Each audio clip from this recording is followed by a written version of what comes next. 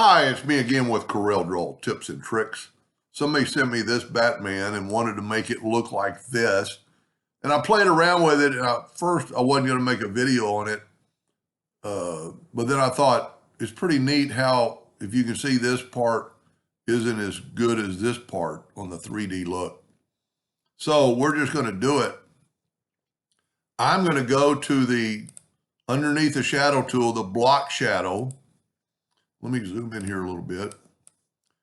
So one thing you want to do is start moving it and maybe hold down the control button so I don't know, I think in this case, the control button doesn't really work.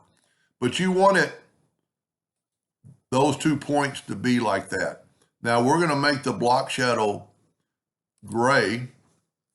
Well, I did the opposite, and we can change that. So now we can grab the black shadow, and you can see, well, that's the gray. Well, what we have to do now is go to Object and break the shadow apart. That way I can grab the black, and I'll make it a gray, and then I can grab the gray and make it a black. So I've got that look. Let me bring this box over. It really helps show it off. But I was having difficulty using the interactive fill tool on the shadow. Well, I wasn't having difficulty. I just kind of came up with another idea. So I'm just going to draw the shadow. I'm going to put it more in the middle now, and I'm going to add some black to it. But if you see, it doesn't change this up here.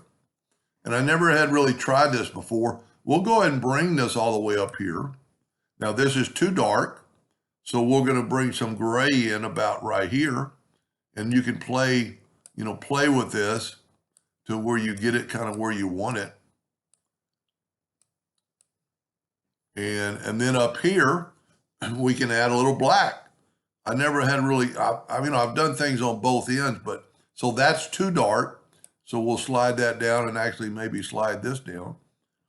And you could seriously play around with this for a long time to get it exactly the way you want it. I'm happy with that.